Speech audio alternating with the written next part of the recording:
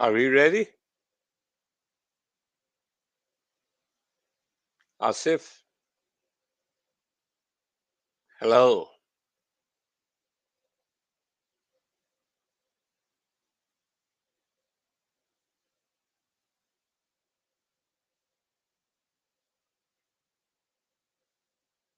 Hello, hello. Can you hear me?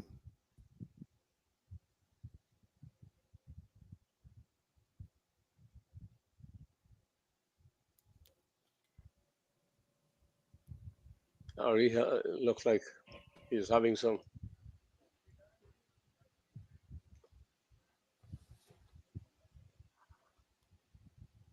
Not seeing the minister here. Are you all hearing me? Yes, Yeah, I I can. can hear you. Yeah, I can hear you. We are not seeing the minister. There, Okay, yeah, yeah. there he is. Okay, welcome.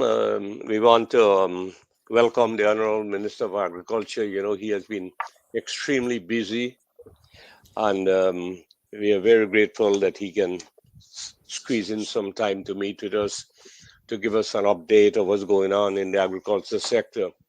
But before we ask him some specific questions and concerns, Honorable Minister, would you like to give us an update on the progress for the PPP Congress that is upcoming in the next 2 weeks?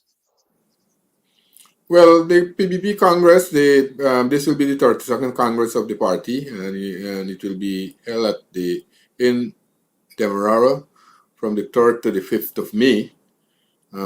This is expected to be one of the largest Congress, and preparation are moving apace. I am expecting to see delegates from all the regions in our country and also from overseas groups. So this will be a very, very important Congress for us to chart the course forward. And you know, as this is the highest decision-making forum of the party. So we are anticipating and looking forward to this Congress that will take us into the future. You have an idea how many delegates are expected Well, to we participate? are still receiving lists. So I'm looking, as I said, the last Congress we had close to about 2,000, but this is looking to be one of the largest ever, and I'm hoping that we'll have much more delegates and observers And attending this Congress. what's the venue for the Congress? The venue will be here. It will be held at the Attendant Convention Center, Okay. and we are expecting, as I said, in Demerara, because we normally rotate the three counties. One Berbice, last time it was held in Essequibo, and this time we will be holding it in Demerara. Mm. Do you have any specific theme for the conference, for the Congress? Yes, we have a team, strengthen the party, defend Guyana, unite our people for peace, progress and prosperity. That's the team.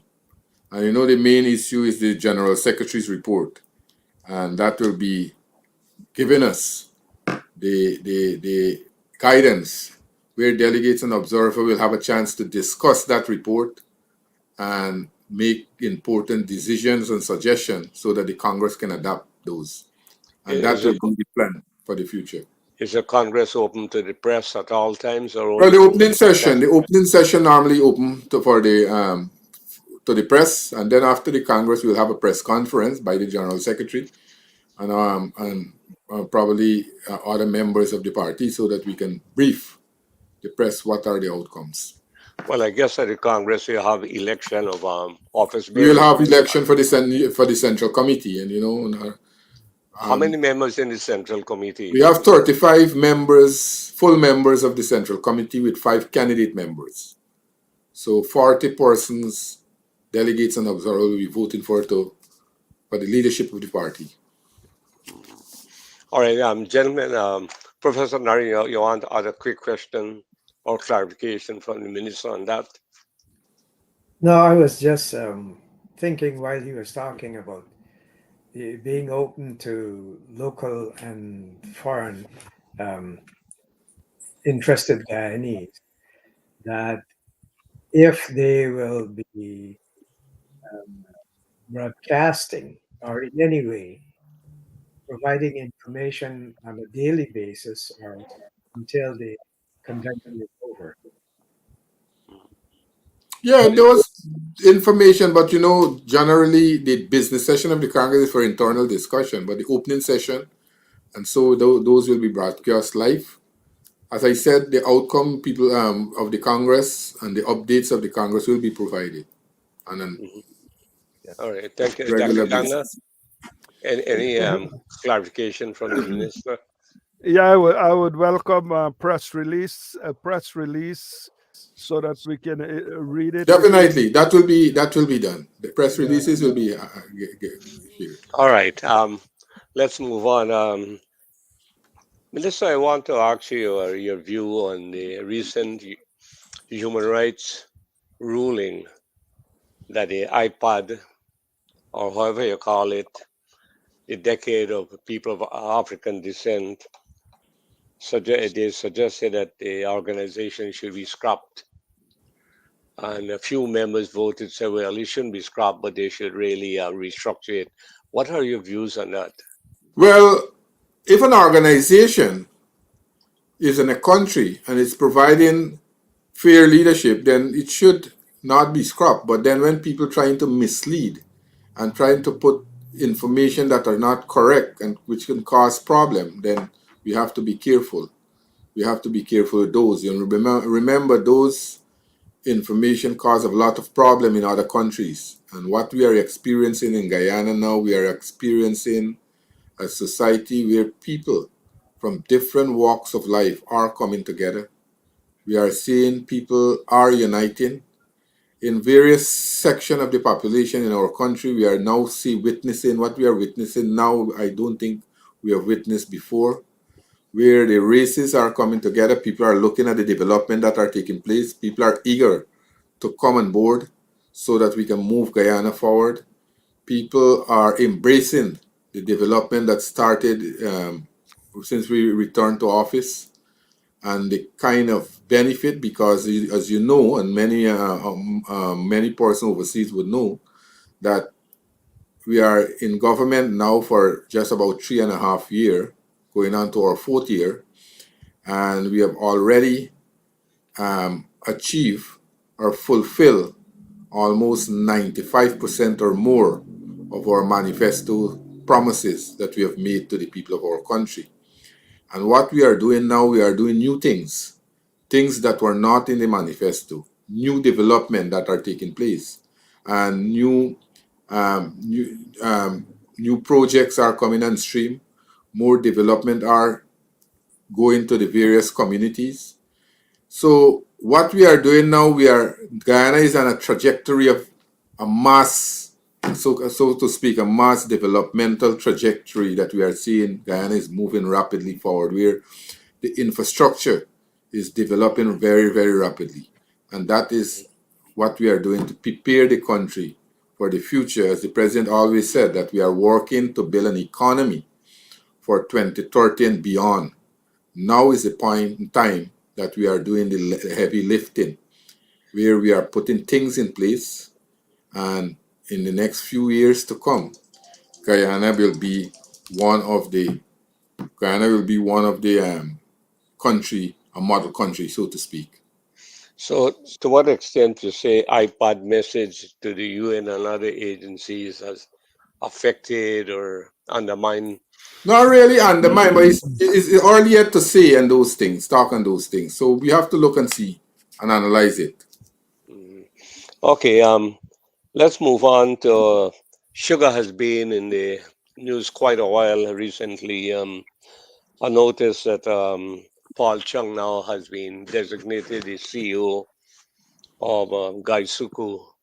You have an idea when he's going to assume that role? Well, there has not been any official announcement as yet. As you know, that the CEO is still on his job and he'll be leaving sometime next month. And we are looking forward for that. In the meantime, we have a management committee, that are working very seriously, assiduously to improve the outcome of the sugar industry. We have seen improvement for the last 2 years in terms of production wise. We have moved production from in 2023 from 47,000 tons to 60,000 tons last year. We were able to achieve the target. After a very long time, we have seen the reopening of the Rosal estate. And that was one of the manifesto commitment we made to the people of our country. To date, we have seen a employment of almost 2,000 sugar workers. The current employee stands at 8,300 workers in the sugar industry, one of the largest employer. And what we are seeing now in the Gaisuku, they are retooling. We are seeing mechanization have commenced. And what we to date, we have close to about 5,000 hectares of land have already been convert into mechanization, where we are having machine harvesting, machine cutting.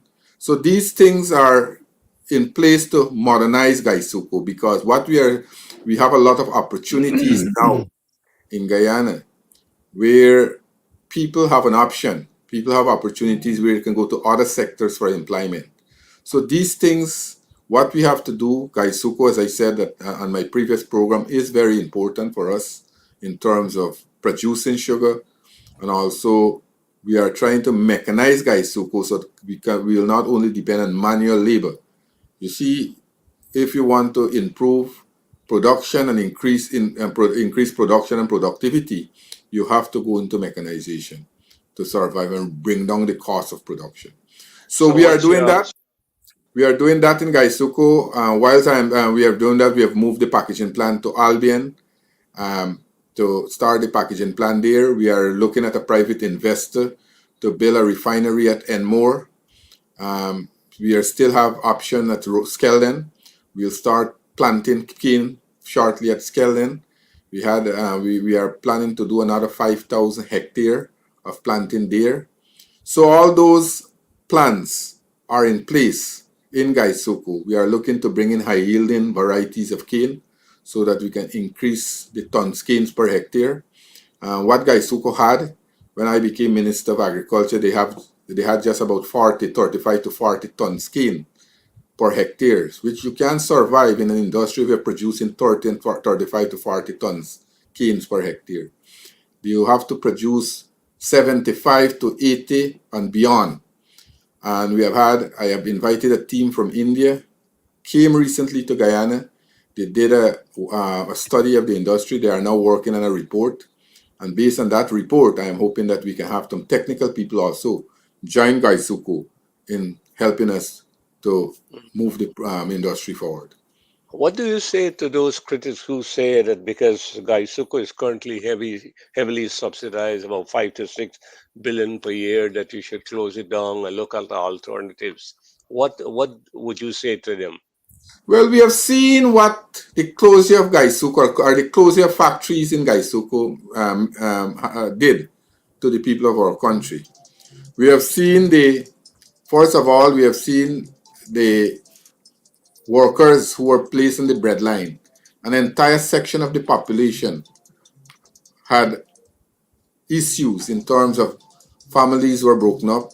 We have seen a number of persons were laid off. People were unable to send their children to school, right?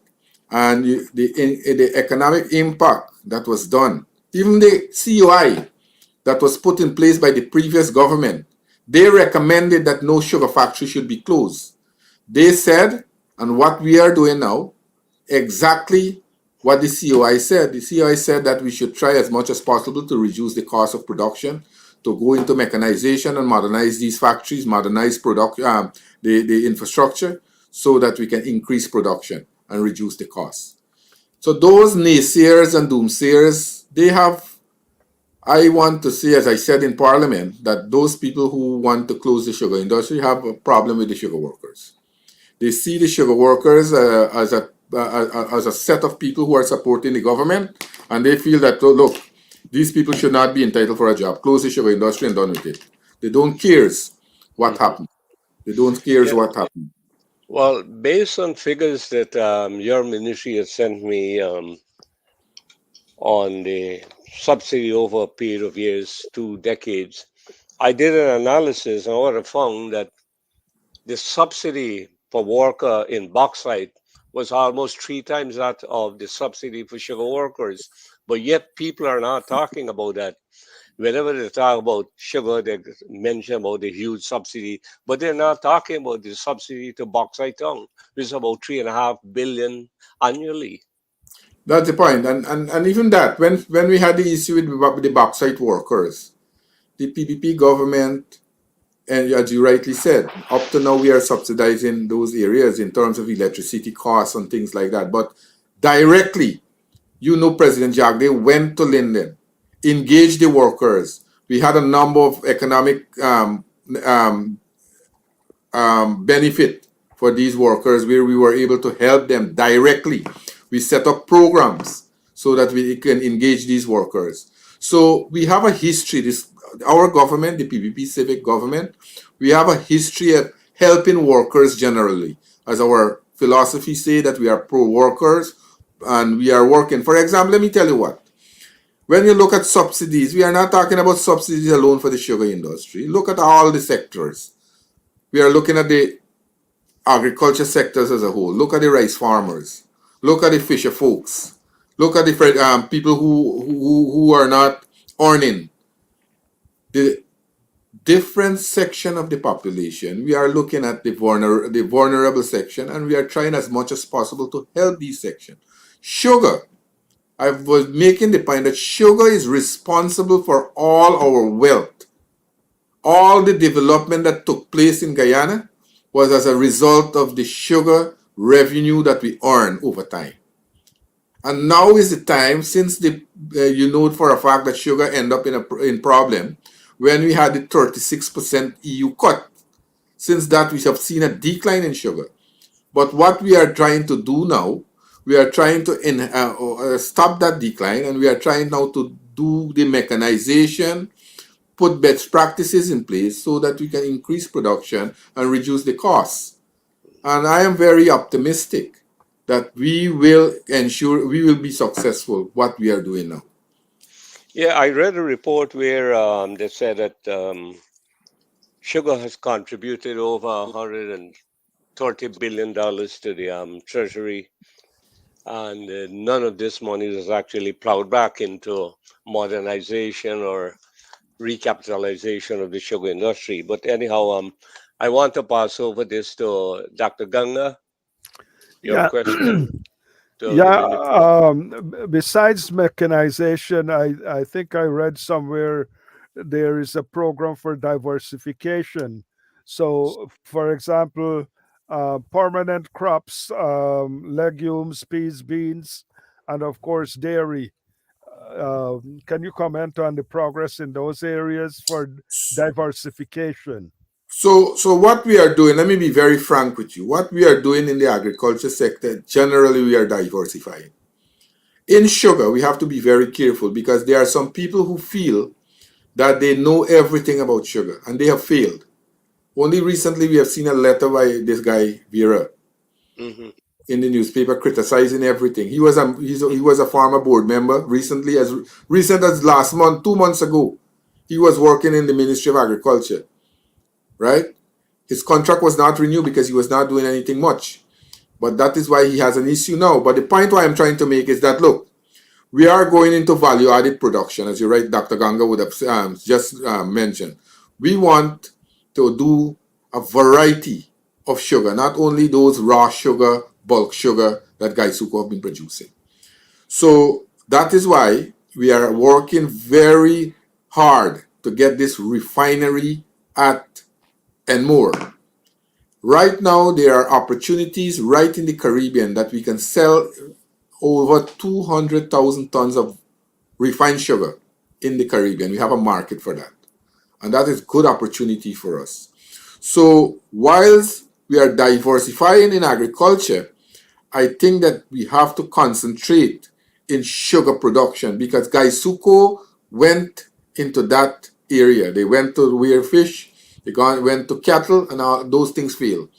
I am saying that we have to work and ensure that we produce and we make maximum production. So these are the things that I am working at. But the diversification, what we are doing now, when you, and if I don't want to move away from the sugar if you have more questions, but what we are doing in the agriculture sector, we are going to various other areas, and I will mention it as we go on in the program. What we are doing, new production, new crops, and how we intend to approach these areas. You mentioned the yield in sugar. Can you address that? And also, there are other countries experience. I did see in Australia, the stalks of the cane were thinner than the ones that I accustomed to see in Guyana. So perhaps some comparison and studies can be done to see what's the best species for Guyana. What do you think? Well, we have different varieties of cane that we try. We have right now we are working with two varieties that we are seeing very good progress with, and we are seeing that they are increases in yield. But as you rightly said, we have to look at best practices. The Indian told me when I met with them after they would have visited the various estate, they told me that look, Gaisuku is sometime um, doing more than four ratoons. That after four ratoons we have to replant, or else we will not have maximum production. They told me that the furrow, when you plant the cane, you have to immediately use fertilizer in the furrow so you'll get better yield. So as agronomy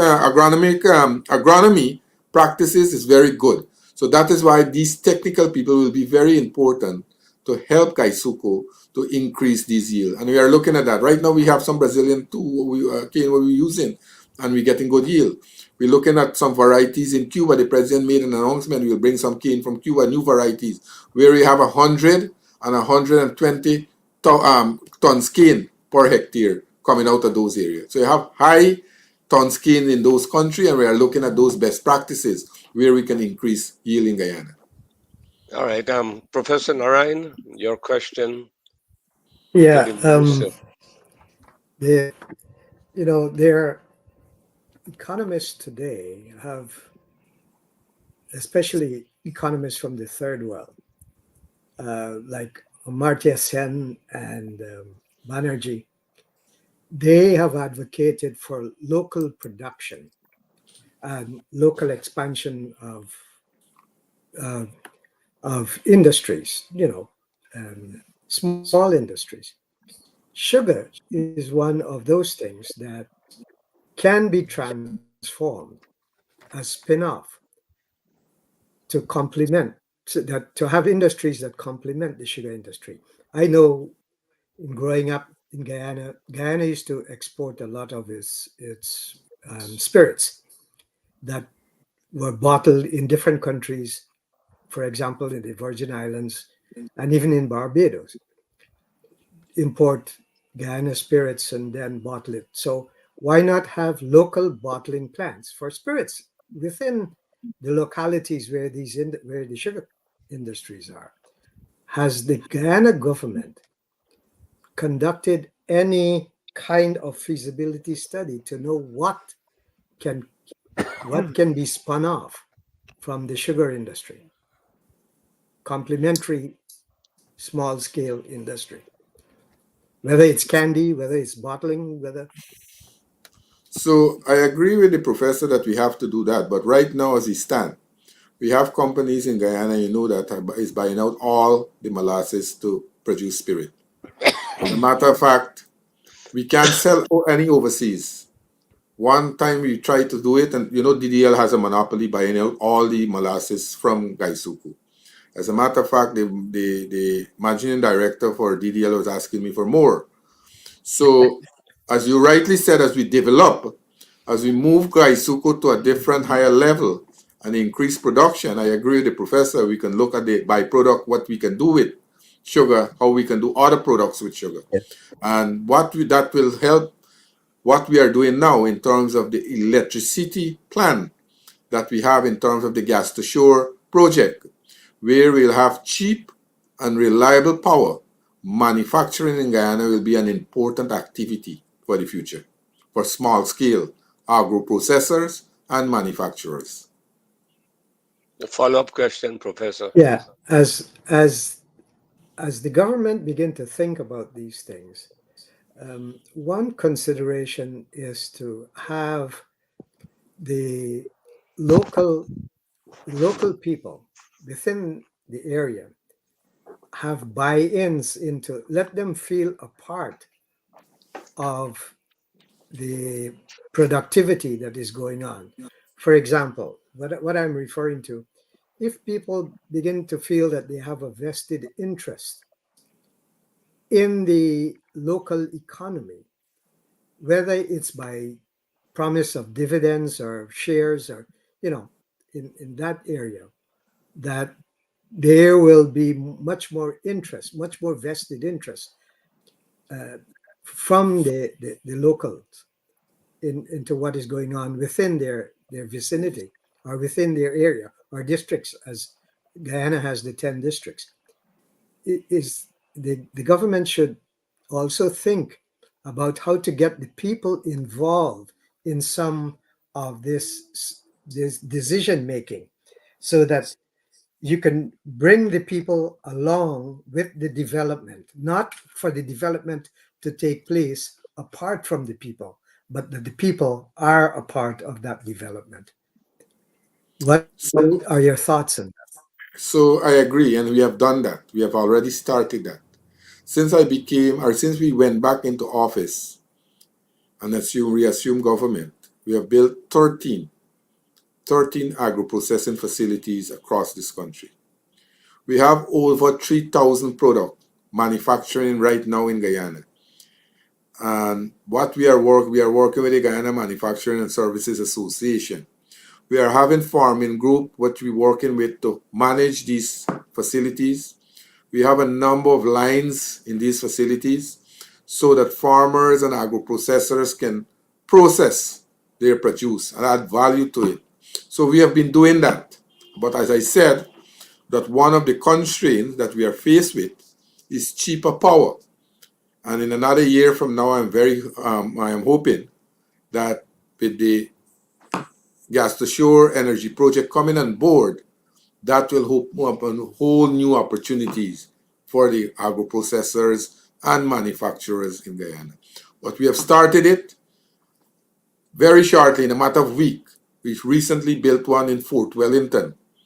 That will be run by the Guyana Manufacturing and Services Association, where farmers will work there as a group to do a number of processing activities, process their peppers, process tomato, a number of things they could do there. We have the line in a number of interior locations, places like the Rupununi, places like Whitewater in Region 1, Bartica in Region 7, Anna Regina and Charity on the Essequibo Coast, Blackbush Polder. We have all these processing plants now in operation. As a matter of fact, in Blackbush Polder, we have Humani. I don't know if you all know that brand. Humani now have a processing plant in Blackbush Polder, excuse me, where we had a private-public partnership with the government and Humani. They are running the plant, and now the farmers in Blackbush Polder have a ready market for their produce. So much produce that the plant need that sometimes the guy told me that he has to come out from Blackbush and source product from other areas to go there to process. So we are having that. We are moving in that direction. Any follow-up, Professor? No, just that sometimes when you're getting people involved, you have to have the mechanisms in place whereby the people are informed of these activities. Otherwise than that, they will be quick to have discontent. And one of the, like I brought up with the minister last week, is that we have to be effective. The Guyana government has to be effective in informing the local constituents what are there for them, what, and that information is very crucial for the buy-in, so to speak, for lack of a better term, so that the people can can feel that they are a part of the development or the transformation processes that are taking place. And I don't know what the government has now in terms of that information flow. not only in terms of the higher level, but at the local level. Can you address that? So, Professor, we have now, well, let me be very frank with you, we have now one of the most active outreach programs with various communities across this country. And this is not only from the regional level or the ministerial level, even from the president come down, right? Every single member of cabinet. And we have a mechanism in place. For example, let me tell you, I can speak on behalf of the farmers. In various areas, we have different groups that we are working with. We have agro-processing groups. We have the Water Users Association that work with the farmers. We have the other farmers organization like the RPA. We have the GRDB working with the farmers at the local level. We have work with the NDC, the RDCs. We all work with CDCs. And we have register farmers group. So an individual group can register under the Ministry of Agriculture, and we work with this group thoroughly. We have officers who are appointed to be CDOs, Community Development Officer, working with these groups. We have hundreds of extension officers in the various sectors. We have extension officers working in the field with rice, NARI officers, we have extension officers working there. We have extension officers with GLDA, Guyana Livestock Development Authority. So all these all these sectors, we have various tiers of extension officers working with them. So we have very effective, very much effective communication and meetings with these and contacts with these groups. So what you are saying there, yes, I can say we are doing it, and it's very effective. One of the success story too, what we had, farmers around the country over the last year alone, we organized a number of farmers market, which never was done before in Guyana, where farmers themselves go into these markets, because you know for a fact that these middlemen who purchase the product from these farmers, they produce, they come to the market and sell it at a very expensive price, and the farmers getting very little.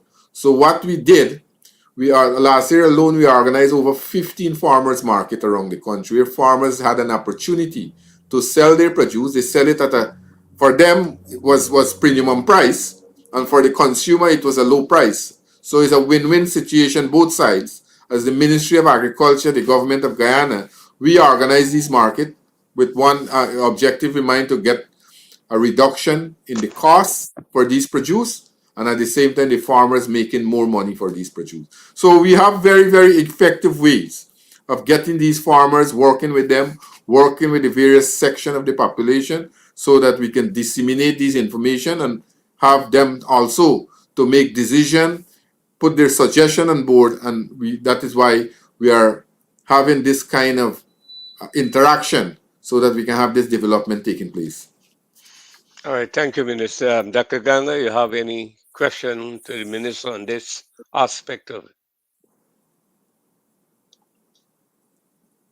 Dr. Ganga, are you there? Something is wrong. Yeah. Can you hear me now? Yeah, go ahead. Yeah, it's quite interesting and very important what our minister has just outlined. The things that I would like to see would be reports that we can follow up from overseas and other people, other investors perhaps, of all of these developments that are taking place, and especially the locational processing plants. I suppose they're export processing zones. So that's one aspect. And then the other aspect would be the communities or the settlements that are there to provide the labor into these new activities. We need more information on that, so people can relocate, say, from Georgetown or from some other estate, and go to that location and re-establish themselves to take advantage of these new developments. So I think Professor Narayan had hinted on this already. So the I reports reports to describe these things and to provide the statistics would be welcome. What do you say? I can, and through Dr. Taro, I can get those report onto you. I'll ask my people them to submit and give you all so that you can know. Also, the Yeah. diaspora can be informed, and I can tell you, and you can have. For example, let me tell you what we are doing too, for the viewers who are viewing this program. Leaving out the traditional area, and we talk about sugar, rice. We know that rice, we have success story in rice. We have seen production increase. When I became Minister of Agriculture, production was very low. Last year, we have moved production to 653,000 metric tons we produced last year. The target this year we are setting is 710,000 metric tons to produce for rice. We have new markets. We have better yield in rice. For now, for example, we have seen this crop, the last crop, we have seen rice production increase from 35 bags per acre to now 45 bags, as much as 50 bags. People are reaping now because what we have done, we have some very high yielding variety. We have a variety that came out a few months ago called the GRDB16. That is a very high yielding variety that we are doing. So the traditional area we have been working, we have been expanding to do it. But the non-traditional area, for example, we set ourselves a target to produce all the livestock feed for by the end of 2025. We are now going in large scale production of corn and soya. We have built in the Tacoma Savannah, we built silos there.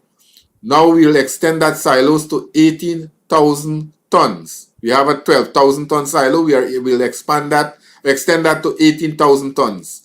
We will see this year, by the end of this year, we'll move corn and soya production to roughly about 12,000 acres. We are hoping by the end of next year we can produce, we can go into 25, we can cultivate 25,000 acres of corn and soya. If we do that 2 times per year, we'll produce all the livestock feed. We'll save approximately $60 million annually. At the same time, we'll be a net exporter, and we will produce all our feed. We started to put a lot of interest in coconut production. You know, coconut today is very lucrative. For the last 3 years, we have increased coconut production, or increased acreage by almost 7,000 acres in coconut. We brought in from Brazil a high-yielding coconut, a high-yielding variety. You call it the green dwarf from Brazil. That is a coconut that has the potential of producing a lot of nuts. Guyana now is a main exporter. That's one of our main export earner for us. We started shade house, a lot of shade houses we have built. We have started high-value crops. We have young people now who are coming into this. We have a program that the president set up called the Agriculture Innovation Entrepreneurship Program. And we have over 300 young people. We have built to date over 450 shade houses. We are cultivating things like broccoli, cauliflower, carrots, bell pepper, lettuce. In 2021, we imported 2.6 billion Guyana dollar in those crops to satisfy the hospitality industry. Now these young people are, we have reduced that by almost 50%. Those things are producing locally. We have started a cutthroats project for single parents, especially female single parents. We're in Nari now. We are selling a rose for $200 to a single parent, and that person can go and resell that between $1,500 to $2,000 for one rose. Right, and we are producing it in Guyana. We are producing almost 50% of Guyana's need now in roses, fresh roses, the cut flower rose project. We are now looking to do onion production. We already started the trial. Last time we have 18 tons per hectare. We are looking to increase that, and we have started a 10-acre. This crop again, another trial in onion production. We started the trial for wheat. We had a number of variety from Argentina and India. We are now looking at various areas if we could do tropical wheat in Guyana. So whilst we are expanding in the traditional areas, we are going into new areas. We have one of the the largest hydroponics farm in the Caribbean, right here in Guyana at Mandripu. We have 100,000 plantlets. Within 6 weeks, you can plant get 100,000 plants or 100,000 different crops coming out there, leafy vegetables. We are now doing 3 more of those in regions 2, 5, and 10. They are presently in the construction stage. So what we are doing, Guyana, we are preparing Guyana to be that agriculture powerhouse that we want Guyana to be. We have started the construction of a food hub on the Linden Soosdijk Highway at Yarrow Cabra. We are hoping that that food hub will use to distribute food across the Caribbean, because the ferry service between Guyana, Trinidad, and Barbados will be started very shortly. So produce from Guyana, we have signed an MOU with the state of Roraima from Brazil. We'll be looking what Guyana can produce, we'll get from Brazil, and then that food hub that we are building at Yarrow Cabra will use to distribute food around the Caribbean. What we are doing now, we never did any time in Guyana's history. And that is where we are setting up Guyana. So we are not concentrating on oil and gas alone. Oil and gas, yes, is good for us. It's bringing in a lot of revenue. But the agriculture sector grew by 7% last year. And the target this year we have set is about 10, roughly about 10% that we want, 10% that we want the agriculture sector to grow this year. And we will achieve that because the kind of investment we are making and what we are doing now is new things we are doing. We are modernizing the agriculture sector. We are not doing things how our foreparents used to do it 20 years ago and expect to get better results. We are doing things in a more modern way. We are doing it in a more scientific way so that we can get better yield. And I think that is what Guyana is doing now in the entire Caribbean. When I became Minister of Agriculture, Guyana had lost its place in CARICOM. You all know, since 1973, Guyana always speak in CARICOM. Our president is back in that, he has retook that position. He's leading the agriculture agenda. And for the first time, I can remember, for the first time in the history of CARICOM, we are seeing the political will where the leaders of CARICOM are now rallying behind Guyana to achieve food security.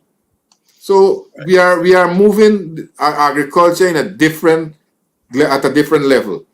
So whilst people might talk about oil and gas, Guyana depend, yeah, we depend, but we are not putting all our eggs in one basket, and we are moving in various sectors. If you look at the construction sector, you look at the mining sector, you look at the forestry sector, you look at the agriculture sector, all is growing. We've gone into aquaculture. We are building an industry now in aquaculture. We started with the subsistence farmers and the quarantine, where they were doing brackish water shrimp. We start to enhance their farm. We start to help them to build their infrastructure. We have increased production from 10,000 kilogram monthly to about roughly 100,000 kilogram now. We have started the production of prawns, the Vanami prawns at Anvawak. We already built 10 ponds there, and we will be bringing in single parents and people around that area to start the production of prawns there. We have started the cage culture. If you go on the President Facebook page today, you will see at Mashabo, you will see tambaqui, a new species of fish, a Brazilian species. We are growing it now in Guyana. So all these activities are in the agriculture sector, new and innovative activities that we are talking about. That in a nutshell, a summary I want to give. Yeah. Yeah, Okay, Minister. may I just Go ahead. yeah, I think we need to update the statistics on land use from 2018. The 2018 statistics state that Guyana agricultural land is 8.4%. The arable land is 2.1%, and permanent crops is 0.1%. This is 2018. So clearly, these statistics need to be updated and revised to reflect the new developments, because this came from a world fact book produced in America by the CIA. So we need to correct those Yes, I statistics. agree with you, and we will do that. We are on the verge of doing that. Okay. Okay, Minister, one of the biggest costs in agriculture production is fertilizers. I read a report that you're considering some technical assistance from India to get the fertilizer factory established in Guyana. What was that right? So that might be one of the benefit of the gas to shore project too, to build a fertilizer plant, because you know for a fact, you rightly said it. With the war in Ukraine and Russia now, we have seen fertilizer costs gone up tremendously. It came down back, but then last year we bought almost $1 billion in fertilizer and give to farmers free. mhm, Later on, by the end of last year, early this year, the president made another $350 million available. So what we are doing as a government, as you rightly said, these inputs are high. That is why we are trying to assist farmers to bring down the cost so that the farmers can make maximum or make more money for the for production. So you're right. Yes, we recognize Um, that fertilizer is an important input in agriculture.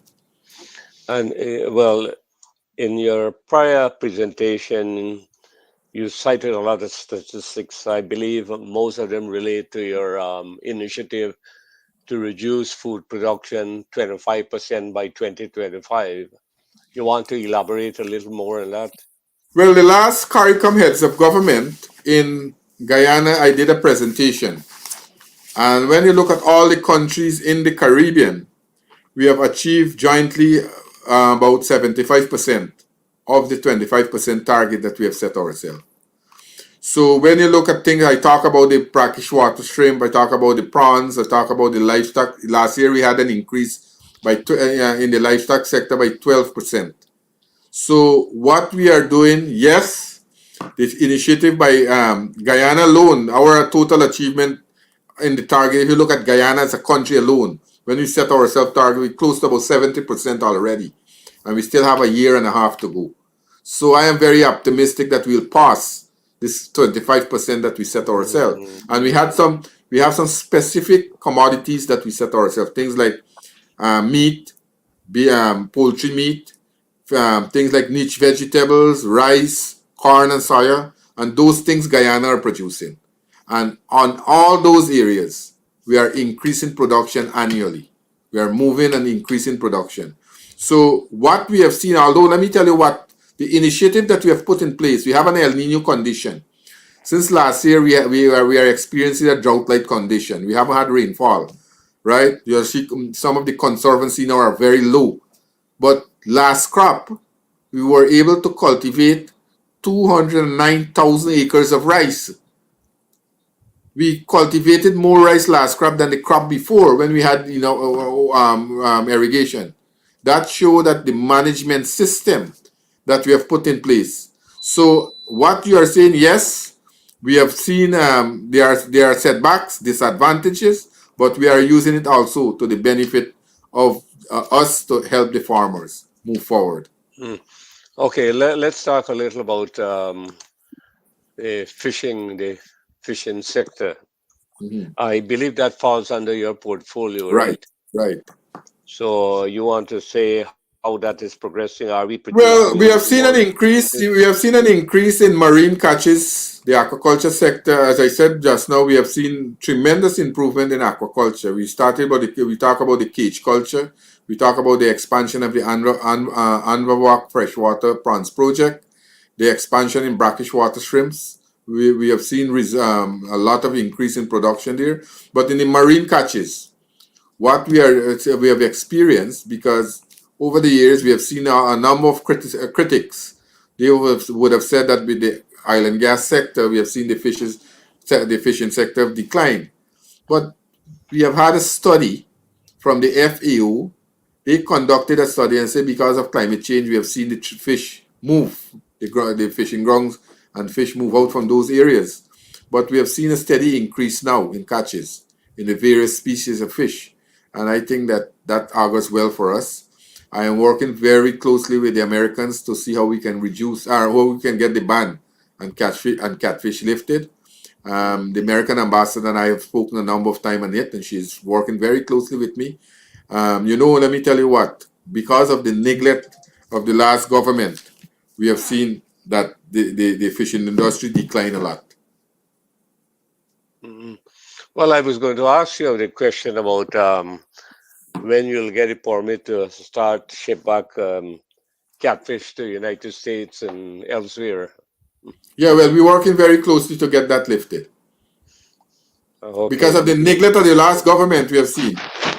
All right. Thank you, Minister. Now, your last question, Professor Narayan, or concern to the Yeah, Minister.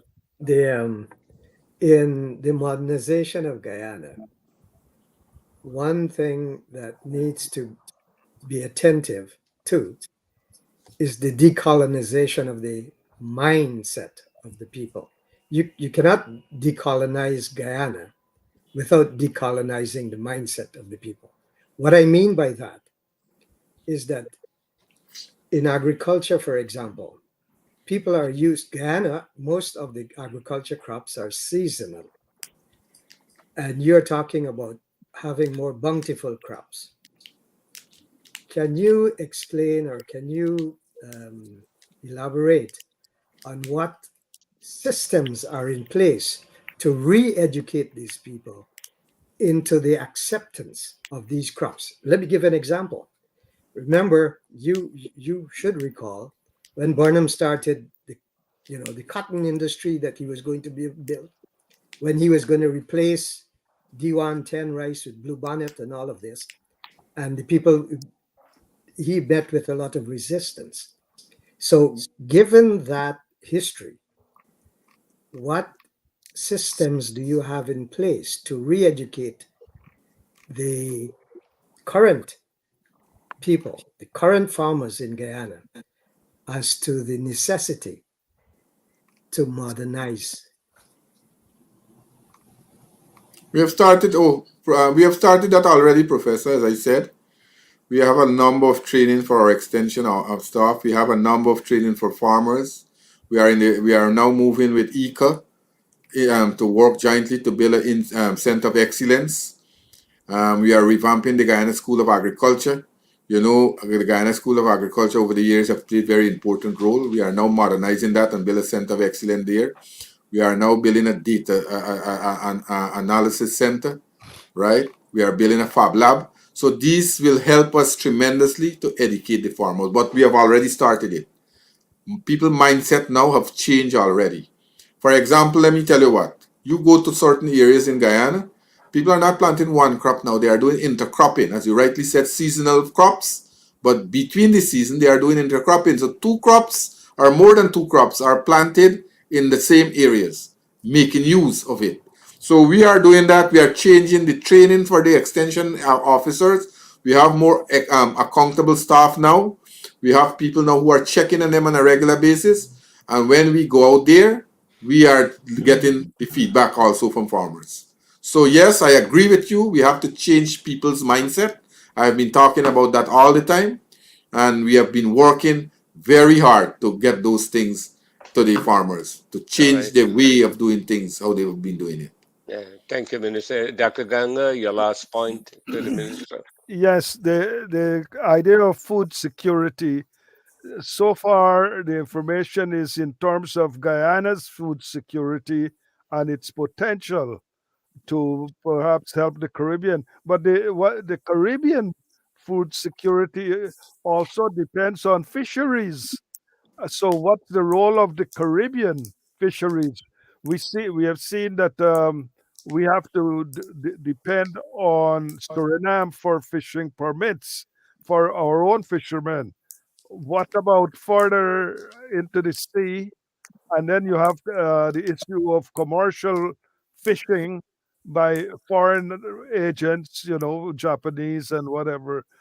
So, how does this play out in terms of Caribbean food security and the management of our fishing resources beyond Guyana's boundaries?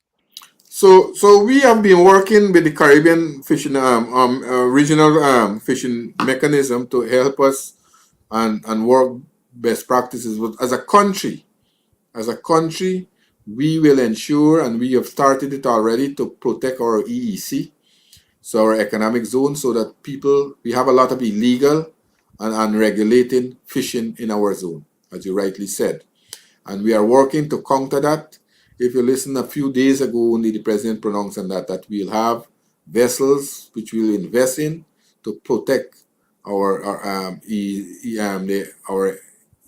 economic zone there, so that people will not come, because we have a lot of unregulated fishing. And we have been working with other countries also to partner with them. But not only fishing, but in generally in the Caribbean, we are looking now, as I said, that the Caribbean economy was built on tourism. But we are seeing places like Barbados now are changing. We are seeing places like the Eastern Caribbean, places like Trinidad. Look, Trinidad the other day, they start to we help them to resuscitate their rice industry. Trinidad now is producing rice, and they are, and I will send that report and give Dr. Tara so he can share with you all. And they are praising us. We are now helping them to build their shade house in Trinidad. We have started in Barbados to help them there. Barbados now also is producing brackish water shrimp in Barbados. So all these things you never dream of before, now we are getting these things done because of the initiative that we have taken. And as you rightly said, it's important that we protect our economic zone, and that is what we are working and collaborating with our CARICOM partners, and we ourselves will have the facility to do that. Thank you very much, Minister. This has been a very fascinating conversation with the Minister of Agriculture. I wish we had more time, but I want to thank our panelists, Professor Narain Prasad, Dr. Ganga Ramdas. Minister, before we close, we'd like you to make your closing remarks. Well, as I said, Guyana, people see Guyana as a country as a new and emerging oil and gas country, which is good. But Guyana has been a country that has have all its development from the agriculture sector. We had sugar, we had rice, we have a number of agriculture produce, forestry. Now, yes, but we are using the kind of resources that we are having to develop the agriculture sector. Very shortly, we'll do a number of mega projects as I'm speaking now.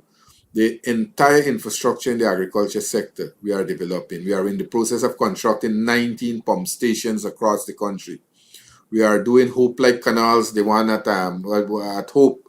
We are doing Hope-like canals like those in Region 3, Region 5, and Region 6, so that we will try to minimize flooding. We are doing farm-to-market road. So the infrastructure in the agriculture sector is changing. The landscape of Guyana is changing. Guyana is moving rapidly, developing rapidly. There are a lot of investors coming to Guyana. In the agriculture sector, I am trying to partner the investment, come in and partner it with Guyanese farmers so that we can have that collaboration. So the future for Guyana look bright. The agriculture sector is moving. We have seen a revolution in this sector. And Guyana, as I said, and I've been saying at various fora and Guyana will be the country to move the agriculture sector in the Caribbean and have food security for CARICOM and Guyana. So let me also thank you, Dr. Tara, for inviting me in this program.